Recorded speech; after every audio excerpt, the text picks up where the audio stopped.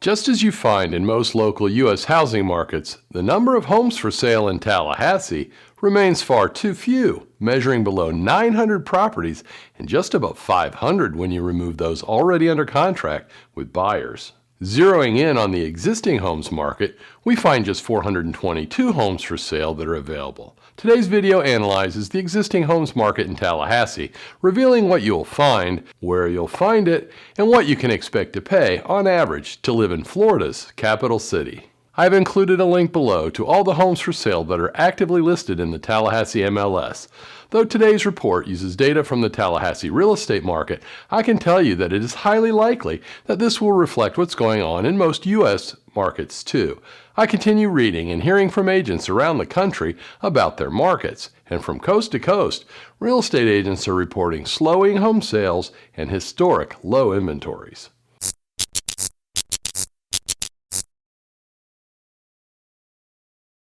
Today's housing report includes 4 graphs. One that reports the number of existing homes for sale in Tallahassee segmented by price range, one that shows how many existing homes are listed in each of the 4 intercardinal quadrants of Tallahassee, one that reveals the average price and average price per square foot of the listings in each quadrant, and one that identifies the percentage of homes by price range that are under contract or have reduced their asking prices.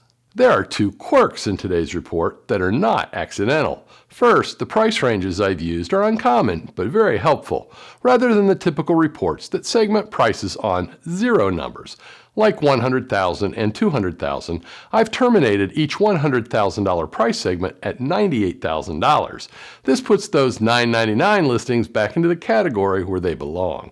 Many ignorant real estate agents price homes just under the 0 level because they've seen gas stations do the same. When searching through the listings, you'll find quite a few homes for sale at $399 or $499. This strategy is foolish and hurts home sellers. If you'd like to know more about pricing on the 9s, I've included a link below that takes you to a short video that explains it all. If you want to get top dollar for your home, do not price it on the 9s.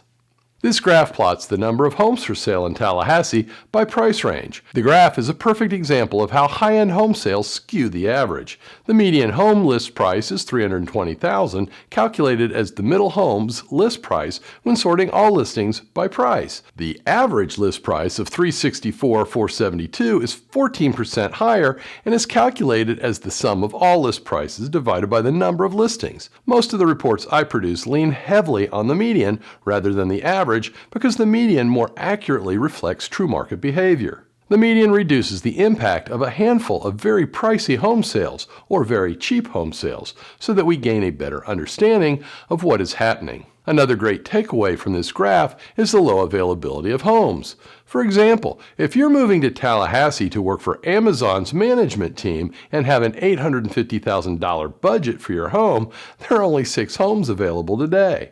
That's not many homes for people coming from a larger market area. If you're a longtime subscriber, then you know I watch the inventory of homes for sale like a hawk because it's the supply and demand dynamic that's going to control the long-term movement of home prices and home affordability. If you're not a subscriber, please click the thumbs up like button and subscribe now so that you get all my new content when it is fresh.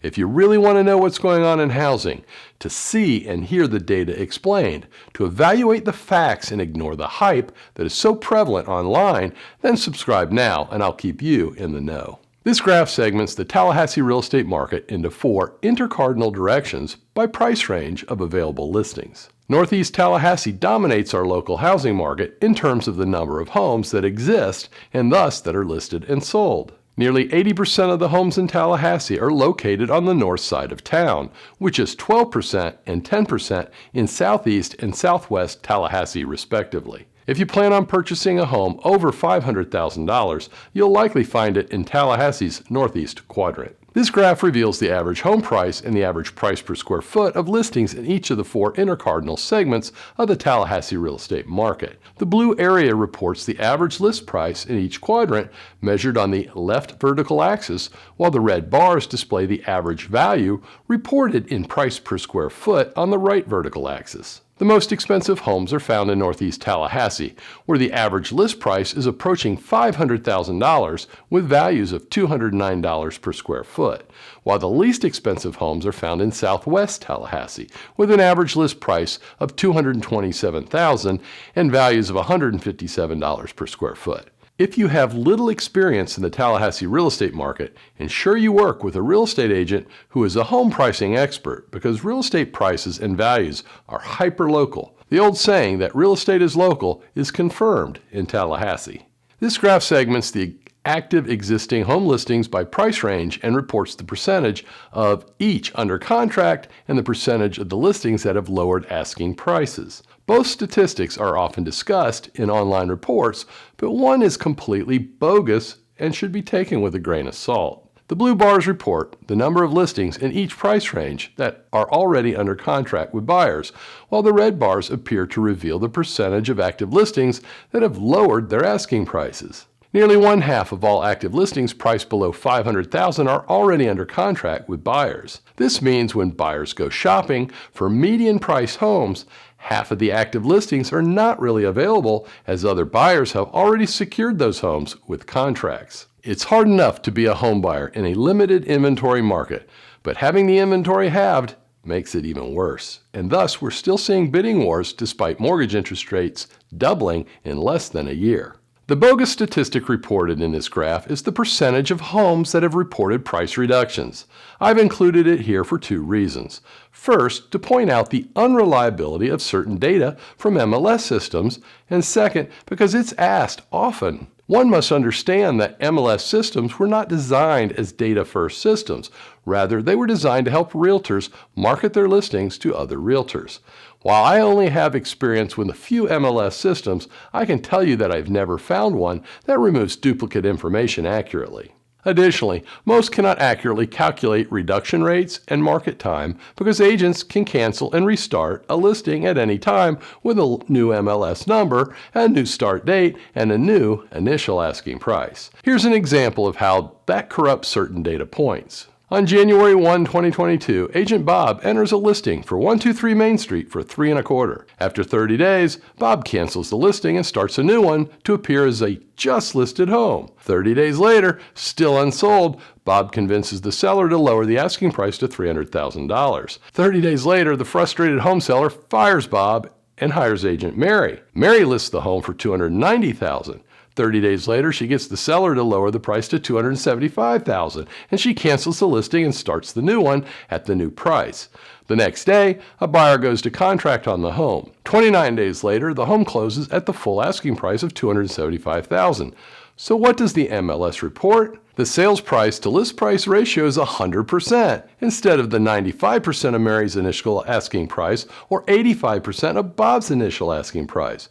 The market time is shown as 1 day instead of 31 days with Mary or 121 days with Bob and Mary. The listing will also show no price reductions, even though Bob reduced it once and Mary secured 2 more reductions. The net effect of how the MLS system works is that a home that took 121 days to sell for 84.6% of the initial asking price after 3 price reductions shows up as a 1-day full price sale.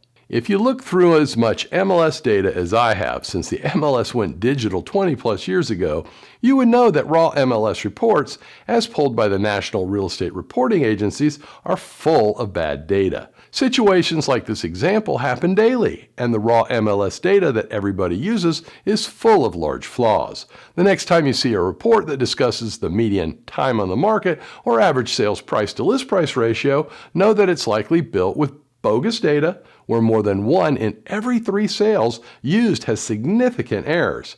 You have to wonder if the reporters are ignorant or attempting to mislead you. Neither case is worthy of your attention. This is the craziest real estate market I have seen in my 31 plus years of selling homes in Tallahassee. It feels like the market crash that began in 2006, yet the supply of homes for sale is near an all-time low, which makes today completely different than when the housing bubble burst. Mortgage interest rates are up more than 100% since this time last year, and we've seen them even higher in the past 30 days. The Fed has promised to raise its federal funds rate again this year, so we're expecting mortgage interest rates to move higher again before the year's end. Despite plummeting demand due to home affordability issues, prices have moved more than 10% higher since last year. If you're somebody renting, you've probably seen your lease renewals include double-digit growth rates for the past few years. If not, beware, it's coming. There is a lack of homes available in both the for rent and the for sale markets, so both rents and home prices are expected to continue higher. New construction is not bringing the needed shelter to most U.S. housing markets, and Tallahassee is no exception. If you are in a must-move situation, ensure that you take the time to hire an experienced and highly active real estate agent to get the best advice and accurate information. There are areas and price ranges where the homes are competitive and multiple offers are still the norm. Yet there are others where that is not the case, despite what the MLS is reporting. It's critical to align your negotiation strategy with the reality of your local area and price point. If you're planning a move in the Tallahassee area, we would love the opportunity to earn your business and demonstrate how we can put our 5-star rated services to work for you. If you want to see a video featuring my 9 tips for buying a home in a highly competitive market, you can view it by clicking on the box in the top left corner of your screen. To see a popular video featuring my top 6 home selling tips, just click on the box below it. Please remember to like this video, check out the links below it, and subscribe to our channel so that you never miss anything.